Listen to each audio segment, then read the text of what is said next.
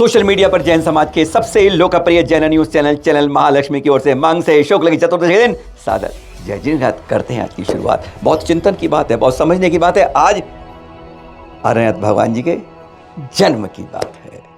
चलिए पर आज शुरुआत करते हैं पहले इस बात से। देख रहे हैं आप क्या है? हाँ, ये शुल्लक महाराज थे। अब हमारी तरह शावक बना दिए गए हैं।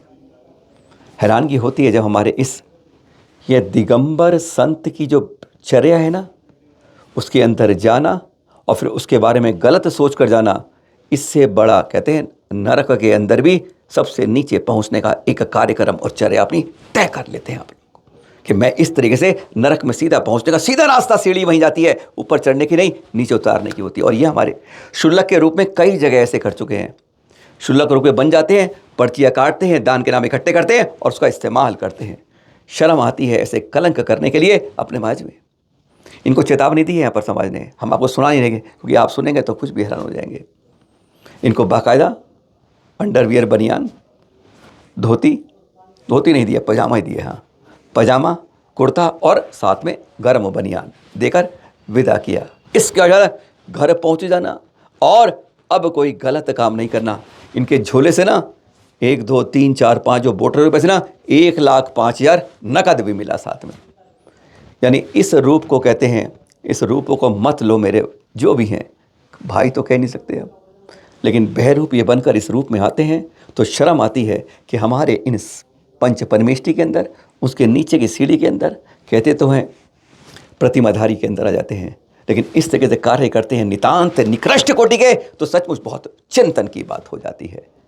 सावधान रहें, हम नकली नहीं कहेंगे, हम कहेंगे बहरूपी हैं इस तरह के लोग जो हमारे इन जिनकी आप पूजा करते हैं, वंदन करते हैं, चर्या को मानते हैं, उनके अंदर से बहरूपी है। जब लोगों से नोट वसूली के लिए आ जाते हैं, गलत काम के लिए आ जाते हैं, तो बहुत बड़ा कलंक लगाते हैं हमारे इस पूजनीय उन वंदन स्थानों के लिए। यहाँ पर संकेत दे दिया है, शक्ल आपने पहचान ली होगी। 2-3 जगह शिकायत और आ चुकी है पहले ही कि ये हमारे अभी ऐसे काम कर चुके हैं। सावधान रहें, यह भी और समाज भी। गलत किसी को देखो, पकड़कर कपड़े पहना के विदा कर दो, इसके साथ कि दोबारा इस रूप में दिख मत जाना। नहीं तो न्याय के अंदर भगवान का न्याय कुछ समय लगाएगा, लेकिन उसकी लाठी जब बजेगी तो नीचे गर्त में मिलेगी। लेकिन यहाँ पर भी न्याय मिलता है, जल्दी मिलता है, और फिर वो जंजीरें पड़ती है ना, काल कोठरी होती है, वहीं जाके अंत होता है। सावधान रहें, जगाते रहें, समाज को पहचानते रहें, ऐसे बहरूपिये हमारे इस समाज में ना रह पाए। 20वीं सदी में तब की पराकाष्ठा अगर देखनी थी किसी को, देखी भी होगी इसने। 1972 से लेकर 2010 तक के बीच में ओम प्रकाश जी 24 साल में बन गए सनमती सागर जी। फफोती वाले कहते हैं, क्यों? एटा के पास फफोती में उनका जन्म हुआ था और कल पूरे देश में जगह जगह उनका 14वां समाधि दिवस बड़ी महोत्सव से उनके विनयांजलि साथ मनाया गया। चित्र आप उस गाँव के देख रहे हैं जहाँ मस्का 9 दिवसीय कार्यक्रम वहाँ पर आचार्य श्री प्रसन्न सागर जी के अगुवाई में हो रहा है। यह दृश्य वहीं के देख रहे हैं, पर यहाँ असली दृश्य दिखाना है वह तो अब देखिए। और यही अब आदि सन्मति तीरथ से अब यहाँ पर गजराज कह सकते हैं आप, अब हाथी कह सकते हैं आप, गज कह सकते हैं, वह मस्तक अभिषेक कर रहा है। देखिए, कई लोग कहते हैं कि मंदिर में त्रियंच को नहीं आना चाहिए, लेकिन इसी गजराज की एरावत के ऊपर बैठकर तीर्थंकर बालक को लेकर मेरू पर जाता है इंद्र।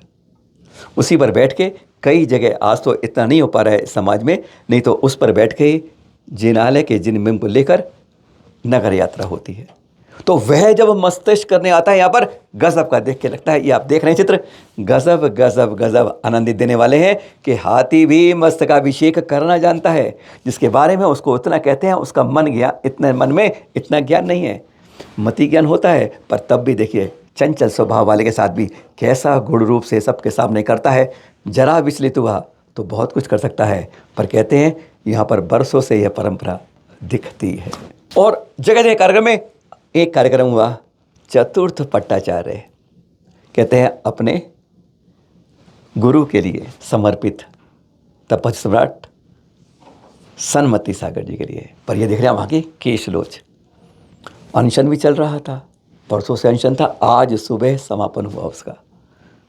और फिर कल जब आचार्य श्री वैसे एकांत में करते हैं, हमने कई बार देखा नींद मिला में, कभी जंगल में, कभी पेड़ के नीचे, कभी छत पर, कहाँ करते हैं पता नहीं था। लेकिन कल हम सब दिल्ली वाले पहुँच गए थे छत पर, फिर दूसरी जगह पहुँच गए, तो आचार्य श्री देखते देखते मंच बना हुआ था, खाली था, कोई नहीं था, वो वहीं बैठ के केश नोच करने लगे। अब जब महाराज जी बैठे हों, 1 2 3 साथ में 6 केश नोच और हो रहे थे, गजब का दृश्य था। जो सौभाग्य मिल गया सरधना समाज को, कल केश नोच हुआ, विधान हुआ। और फिर आचार्य जी सुबह कल भी परसों भी विनयांजलि के गुणगान में कहते हैं, गुरुवर के इतने चमत्कार बताते गए कि लोग थक जाएं। उनके द्वारा रचित अनूठा तपस्वी जैसे उन्होंने एक बार से सबके सामने खोल कर रख दी, अनुभव बता दिए। ऐसे तपस्वी सम्राट, ऐसे गुणगान हम पिछले एपिसोड में आपको दिखा भी चुके हैं। उन्होंने एक एक ऐसे अनुभव बताए जो सचमुच धन्य हो जाते हैं कि 20वीं सदी में ऐसे तप करने वाले मिल जाते हैं, जिनके तप को ही एक नए रूप से परिभाषित कर देते हैं। कहते हैं जब अंतिम समाधि का समय था, उससे 3-4 दिन बाद जो अंतिम आहार हुआ, उसमें भी उन्होंने किसी का साथ नहीं लिया, स्वयं खड़े होकर 3-4 अंजुलि मट्ठा लिया था। वह अनुभव बताया। नेमिनाथ भगवान के मंदिर से मजदूर गिर गया, उसका अनुभव, बहुत सारे अनुभव बताए और केशनोच कर बताया। ऐसा यहाँ पर जो दृश्य देख रहे हैं आप, केशनोच को देखते हुए सबसे कठिन चर्या की पहचान होती है दिगंबर मुनि की। समाज, हमारे साधु, हमारे विद्वान, वो भी बहुत बड़ी कम संख्या में। महावीर स्वामी जिन शासन चल रहा है, उनके 2550वें निर्वाण महोत्सव के वर्ष में 2-3 महीने पहले से चलते रहे। इस बीच में हमारे सबसे छोटे तीर्थकाल के पारस प्रभु, जिनके 28वां निर्वाण महोत्सव आया, उसे भूल गए, केवल गणनीय का ज्ञानमती माही रवा। और अब अगले साल की पहले संडे को 7 जनवरी को आ रहा है पौष एकादशी को, उन्हीं का जन्म तप कल्याण 29वां। आज भी हमारा समाज क्यों भूला पड़ा है, इसको समझ नहीं आता। क्या हम में इतने ज़्यादा आलसी हो गए हैं, इतने ज़्यादा अनभिज्ञ हो गए हैं कि अपने 23वें पर कैसे इतिहास संस्कृति को बचाएंगे जब इनका नहीं जान पाएंगे।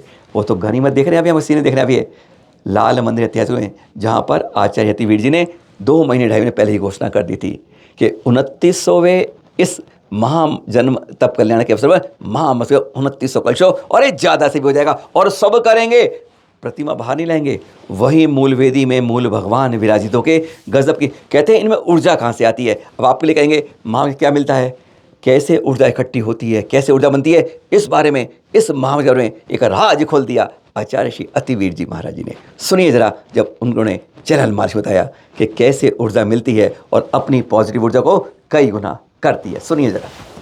शरद भैया, वर्तमान की स्थिति ये है कि जैनी भाई जितने भी हैं अज्ञानतावश आगे बढ़ रहे हैं जी, लेकिन हकीकत में वो आगे नहीं बढ़ रहे, बल्कि मैं कहूँगा कहीं या तो ठहराव है या कहीं बैक गियर लग रहा है। अगर हम ध्यान से देखें तो मंदिर जब निर्माण होता है जी, तो नींव के अंदर जब शिलान्यास हम लोग करते हैं, वेदी का शिलान्यास करते हैं, कमल के नीचे जब हम यंत्र विराजमान करते हैं जी, चांदी का स्वस्तिक, चांदी का सिक्का, नवरत्न, पारा ये विराजमान करते हैं, जिस समय हम लोग शिखर के अंदर अभिषेक करते हैं, जिस समय भगवान के पंच कल्याण किए जाते हैं, ये सारी की सारी क्रियाएं उस पूरे मंदिर के साथ साथ विशेषतः उस मूल नायक भगवान के अंदर ऊर्जा प्रदान करने के लिए किए जाते हैं, जिसको हम कहते हैं तांत्रिक क्रिया जी। वो पंच कल्याण जब किए जाते हैं तो प्रतिमा में एक ऐसी ऊर्जा उत्पन्न होनी स्टार्ट हो जाती है जो सालों साल तक, सदियों तक वो ऊर्जा उत्पन्न होती रहती है। उसी ऊर्जा को ग्रहण करने के लिए जीव को मंदिर आकर दोनों हाथों से कलश पकड़ के भगवान का अभिषेक करना चाहिए जी। लेकिन क्योंकि प्रतिमा बहुत पुरानी हो गई, हर आदमी इसका अभिषेक नहीं कर सकता, प्रति दिवस एक व्यक्ति अभिषेक करता है। तो मन में ये आया कि क्यों नहीं दिल्ली एनसीआर के लोगों को एक बार इतना पुण्य अर्जन करने का मौका दिया जाए कि वह मूल नायक पार्षद भगवान का अभिषेक कर अपनी पॉजिटिव ऊर्जा को बढ़ा सकें, अपनी घनात्मक ऊर्जा को बढ़ा सकें, अपने जीवन को समर्थ बना सकें, ताकि सही निर्णय लेकर सही मार्ग पर आगे बढ़ें, ताकि जीवन में तरक्की हो। इन्हीं भावनाओं को ध्यान में रखते हुए ये निर्णय किया गया कि इस बार सबके लिए पार्षद भगवान का महामस्तकाभिषेक खुला रहेगा। कोई भी आए, 2000, 3000, 5000 जितने भी यात्री आएंगे, ये इस बात की गारंटी हम करते हैं कि सभी को अभिषेक कराया जाएगा, कोई भी बिना अभिषेक के यहाँ से वापस नहीं जाएगा। करेगा अगर दिन छिपने से पहले तक अभिषेक कराएंगे अगर यात्री आते रहे, तो ये मेरा दावा है। व्यवस्थाएं इतनी बन जाएंगी वहाँ पर, व्यवस्थाएं इतनी बन जाएंगी, आप मैं तो कह रहा हूँ कि 2000 5000 नहीं, आप 20,000 भी लाओगे तो पाश बाबा के दरबार में इतनी जगह है, कभी दिक्कत नहीं आएगी। आप क्या हमारी दोबारा नजफगढ़ बनेगा क्या ये चांदनी चौक? ये तो ऊपर वाले की मर्जी है, क्या बनाएगा वो, नजफगढ़ बनाएगा या बड़ा गांव बनाएगा या तिजारा बनाएगा या बैंक एंक्लेव बनाएगा, ये तो ऊपर वाले की मर्जी है। लेकिन मेरा मानना यह है कि पाश प्रभु के दरबार में कभी भक्तों की कमी नहीं आती, और मस्तकाभिषेक एक विशेष कार्यक्रम है, तो उसमें तो भक्तों की भीड़ उमड़ेगी ही उमड़ेगी, ना आप कुछ कर सकते ना मैं कुछ कर सकता। बस इंतजार 7 जनवरी का। बस इंतजार 7 जनवरी का। अब वह बात कर लें आपसे ताज नगरी आगरा से, जहाँ के बारे में कहते 500 करोड़ का एक विशाल तीर्थ बनेगा। नाम रखा था लोकोदय। कहाँ है लोक, कहाँ जगह है, कैसा बनेगा, अब उसकी घोषणा लगभग हो गई है। जगह कब होगी, तारीख क्या होगी, बस इसी का इंतजार है। पर पूरा होमवर्क कर लिया गया है।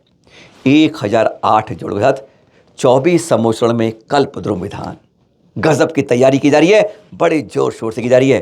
जब मुनि पुंगच सुधा सागर जी हों तो कुछ इसी तरह की तैयारी होती है, जोर शोर से, और कुछ ऐसे नाम कहते हैं दुनिया भर में नाम होगा। अभी आप अयोध्या के श्री राम मंदिर जो 22 जनवरी को जिसकी शुरुआत होनी है, उसी तरह का लोकोदय तीर्थ बनेगा। जब संत का आशीर्वाद मिलेगा ऐसे, तो कुछ ना कुछ तो ऐसा बनेगा ही। सुनिए जरा, मुनिपुंग सुधा ने बहुत लंबी बात की इस बारे में, थोड़ा सा सुनाते हैं, उसका कुछ जानकारी आपको भी दे जाते हैं। सुनिए जरा उनसे। जहां स्वर्णिम इतिहास बनना हो, जहां विश्व का एक ऐतिहासिक कोई ऐसी चीज बनना हो जो जैन समाज को ही गर्व कराई नहीं होगी, पूरे भारत को होगी, और एक दिन पूरे राष्ट्र का मस्तक ऊंचा करेगी। ऐसा ही लोकोदय तीर्थ क्षेत्र एक समाज की उपज है, एक जैन समाज की उपज है, और यह लोकोदय एक दिन आगरा का इतिहास बनेगा, आगरा के साथ साथ भारत का इतिहास बनेगा, और एक दिन अंतर्राष्ट्रीय इतिहास बनेगा।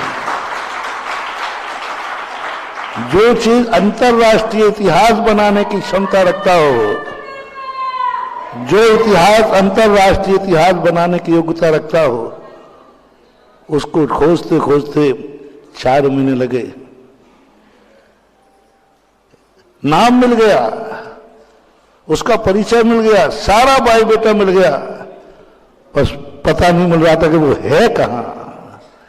ऐसे गुम हुआ था जैसे बाहुबली ने, भरत ने बाहुबली की मूर्ति बनाई थी पक्का है, लेकिन कहां है पता मुझे। और यही लोकोदय के हाल हो रहे थे। बोले महाराज जी आखिर है क्या, चतुर्मास खत्म हो गया, आपके बिहार का समय आ गया, सारे जगत को हमारे बिहार का पता चल गया, लेकिन लोकोदय का।